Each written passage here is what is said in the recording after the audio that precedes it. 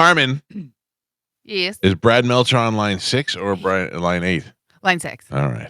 Let's welcome back to the show. God damn it. My thing's not working now. You're going to have to hit it for me. I got it. Ladies and gentlemen, this is Brad Meltzer. Brad, how are you, buddy? How are you, my brother? I'm good. I have to apologize to you. We have had a producer change, as you may know by now, over the last couple of months, and I seem to have missed an email from you, so I didn't want you to think I was ducking you. Oh, I wasn't worried, baby. You and I have that same thing where we always find each other. Yeah. Oh, good. Good to have you on. I've been watching you all run the press tour because you got the new book, The JFK Conspiracy. Boy, people, I mean, I can honestly tell you whenever Brad's got a new book, he's welcome on this show. He's a friend of the show, but he also does something that is interesting and for our audience. But people love you. I see you on Good Morning America. You really get out there to the big ones.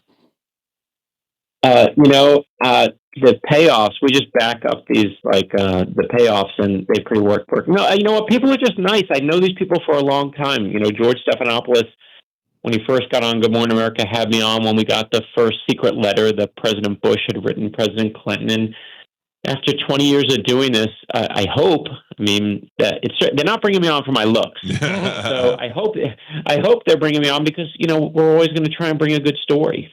What do you think, having the knowledge that you have now about the transfer of power between presidents and the secret letter and all that stuff, do you think any of that stuff goes on now between Biden and Trump, or do you think one gets out as fast as he can and one comes in as fast as he can?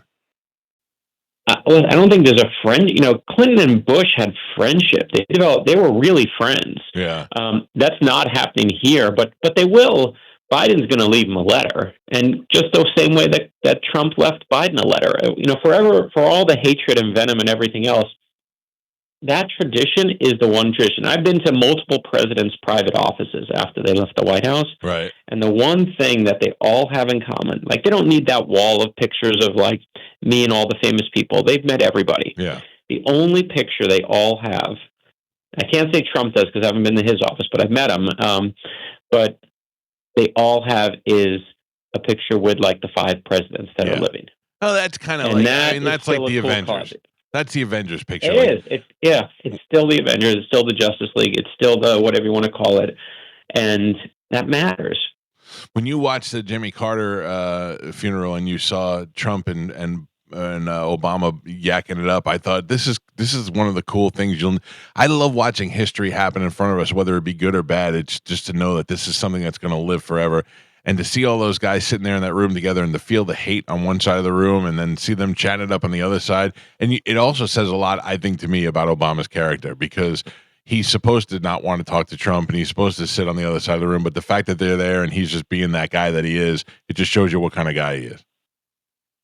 And it shows you also what kind of guy, Trump, how much he's acting and saying stuff, right? Yeah. He's the one who leans over and makes the joke, and he's, the one who took that guy to task saying he wasn't, his birth certificate and all that other nonsense all those years. You got to, listen, whatever they say, don't forget, politics is a show. Yeah. On both sides. They're putting on a show.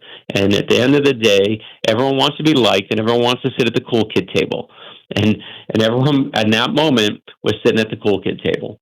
Yeah, that's for sure. Now, Brad Meltzer has a new book out. It's called The JFK Conspiracy, The Secret Plot to Kill Kennedy and Why It Failed. And this is before, obviously, the Lee Harvey Oswald assassination. And I will tell you that when the movie came out with Oliver Stone, the JFK movie, I was familiar with the situation. I was pretty young at the time. I didn't know. And I went out and I bought the book and I read the book. And then I started reading other books. And then this is before the internet. So I did as much book research as I can. I was very interested in this and still couldn't figure out why and who was doing what, and the Jack Ruby Association, all this. But this is even before that. Why was there a plot to kill Kennedy before all this stuff? Yeah, this, as you said, is 3 years before Lee Harvey Oswald. It's a beautiful Sunday morning in Palm Beach, Florida, and JFK has just been elected. So it's 1960, hasn't been sworn in. So right where we are now, just like we are now with Trump. And JFK is on his way to church. What he doesn't know is that there's a guy who's trying to kill him, a former postal worker named Richard Pavlik. And Pavlik has filled his car with 7 sticks of dynamite. He's in Palm Beach, Florida, because everything's in Florida. You know that every crazy ass thing, of course, is in our home state. And all JFK has to do is walk outside, and as he steps outside, this assassin just has to hit the little plunger device that he's built to trigger, and boom's going to go to dynamite. And I'm not going to ruin the ending for you, but it involves Jackie, what saves JFK's life that day. But it's one of the craziest JFK stories you've never heard in your life. And the reason they want to kill him is because he's Catholic. That's the reason. Okay, so Pavlik is not a Catholic and doesn't feel like a Catholic should be in office. The thing, and listen, it's titillating for me to say. I guess it's titillating for me to say the word titillating, but it's titillating for me to say we found a secret plot to kill JFK that no one knows about. But the reason we tell these stories is because what it says about today. And in 1960, the election was so divided; it was the closest election of the 20th century. Whatever side you're on, you hate the other side, and you think they're total morons. Does that sound familiar to you? Yeah, that mirrors a lot. And basically, back then, I know it sounds almost silly now, but the Protestant religious leaders at the time, these very well-known reverends, all these amazing, Reverend Norman Vincent Peale, who wrote The Power of Positive Thinking, like one of those famous books at the time, they all wanted to make sure that there was no Catholic in the White House because they thought, as a Catholic, he wouldn't be loyal to us, he'd only be loyal to the Pope. Right. And they were like, we're going to do anything we can to make sure it doesn't get out there. And the KKK was doing the same thing. They were like, the KKK, to get membership higher and get their dues up, instead of just hating black people, they found new groups to hate, like the Jewish community and like immigrants. Right. And they saw JFK as an Irish Catholic immigrant. They're like, we can't have an immigrant being president. Let's get him out of there. And when you put up that venom and hate in the world, people get activated. And Richard Pavlik was listening and got activated. It was like, I'm a good American. I'm going to make sure this president doesn't get into the White House, this guy. Why is it that we don't know about this and you do? Because I'm super nerdy about history, but here's the real reason. Is this was a front page story in Florida. Miami Herald had a big story on it. Right. And it was about to go nationwide. And the day that it's about to go nationwide, it used to take an extra day to go from local papers to the nation. And on the day it was going nationwide, 2 airliners collide into each other, and everyone on board dies except for one kid, a sole survivor. Wow. And America becomes obsessed with this kid. They all want to know, is he going to live? Is he going to die? What's going to happen? And it knocks that JFK story off the front page, puts it onto the inside of the paper, and it becomes a footnote to history until my friend Josh Mensch and I are like, you know what? This is going to be an awesome book. And that's where, as a book, the JFK Conspiracy is really born, is us going, dude, this story's crazy. How hard is it for you to get information about Pavlik? And does his family talk to you? Does anybody want to acknowledge this, or do they try to just sweep this? Nobody wants to have that guy in his family who tried to kill a president. Yeah, no, listen, I mean, so we'll talk about what assassins have in common in a sec, because I'll tell you, but Pavlik doesn't have anyone. He's lonely and he's angry, which is a potent combination. But the way we found him is, and thanks to some reporters who did a FOIA request years ago, right, and asked for the FBI and the Secret Service files of the investigation, and that was what broke the whole thing open for us. Now we had hundreds of pages in real time of what the FBI was thinking, what the Secret Service was thinking. The Secret Service head at the time, the guy in charge, said this was the closest any sitting president has come to being assassinated while in office. This moment. Wow. Brad Meltzer is joining us. The book is called The JFK Conspiracy: The Secret Plot to Kill Kennedy and Why It Failed. And Brad Meltzer, on the spot right now, I ask you, who killed John F. Kennedy? I'm going to tell you know what? I love you so much, I'm going to tell you. You ready for this? Let me also say, because I was upset, just like you, I was obsessed with Oliver Stone's movie when it came out. Yeah. Because, he says in there's one detail that's in there. It says, to this day, no one's been able to recreate the shot that Oswald took.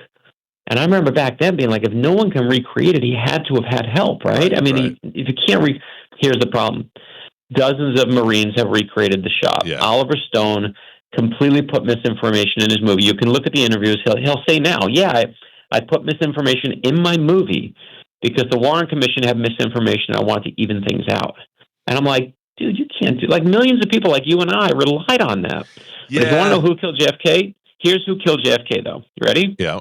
In the 1960s, when you asked right after he died, if you looked to see who killed JFK, we said it was the height of the Cold War. So it was the Soviets. Our great enemies at the time was the Cubans who did it. If you look in the 70s, when Watergate happens and people stop trusting the government, who killed JFK? Well, it was an inside job, right? LBJ did it. The CIA did it. If you look in the 80s as the Godfather movies peak, who killed JFK? It was the mob, right? So if you want to know who killed JFK, it's decade by decade, whoever America is most afraid of at that moment in time. And someone just sent me, they were like, no, man, it was UFOs. No kidding, because we're obsessed with UFOs right now. Drones got him. The drones got him, yeah. Right? I mean, so that's how it always goes. What Kennedy is, what the Kennedys are, is they are truly our first celebrity presidents. Yeah. And we love seeing ourselves in their, that lifestyle. They got everything. They got beauty. They got wealth. And we've been chasing that for decades. And some people think that's what the Reagans were. Some people say it's what the Obamas were. Some people say it's what the Trumps are.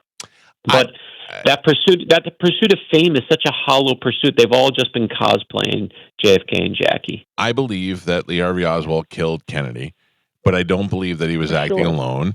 And I think that the number one tie-in to the whole thing that makes me believe that something shady is the Jack Ruby involvement. Jack Ruby killing Oswald right away is what leads me to believe that they wanted that guy to have his mouth shut. And so I think he did it, but I think he was put up to it, and I think he was brainwashed into doing it. And here's the one thing, and I very much agree that the reason we don't have an answer is because Jack Ruby pulled that trigger. When he did that, he took the one person out that could tell us what happened. And whatever. I really do believe that Lee Harvey Oswald took that shot. You're never going to convince me otherwise. When you look at people like, did you look at the audio reports? They say, no, you didn't look at the audio reports because they say one thing. Here's what you don't know though, and will never be answered. Why is Lee Harvey Oswald at the height of the Cold War spending months in Russia? Yeah. That makes no sense. There's a story there. There's a story we're never going to get. And, that's the thing that Jack Ruby took away. And listen, in the JFK Conspiracy, when you read the book, we're not stupid. We end the book analyzing and looking at the final, we start with the assassination that almost killed him. We end with the one that did. And what we show you is Jackie's perspective, his wife's perspective. Yeah. And it's an unbelievable. You've never seen it from this perspective. It's like, when your husband's brains are splattered all across your beautiful pink suit, it is not a normal day at work, right? It is a devastation. And you see her and what happens in the hospital and what she's trying to, when she's physically holding his head and trying to put his brains back into his head. I promise you've never seen the assassination from this point of view. If you love history and you love studying or looking at JFK, you're going to love this book. Do you get any feedback from the Kennedy family? Do you have any association with them? You know what? I don't know anyone there. I actually know a lot of people in the other families, but my hope is usually in like the first week or two when the books are out, we'll hear from someone. What's fascinating is the last two signings that I did, one in Maryland, one in Virginia, there were survivors of the whose houses were almost hit when that double plane crash happened. Oh, really? They both came to the signing separately. So like it's every time we do a book, like whoever's kind of like involved in it will somehow reach out to us and be like, hey, my family was there when that thing came from the sky in Staten Island, and some other family in Brooklyn, because they landed in two places. And that's just bananas to me when those things happen. Can I leave you with an idea for something in the future? I'm at 53 years old. I've watched a lot of Neil deGrasse Tyson videos. I've seen a lot of pictures of the universe, and I have no idea what significance we have anywhere. I would like some questions to be answered before I die. Can you look into all the secrets about Antarctica for me? That's my new obsession.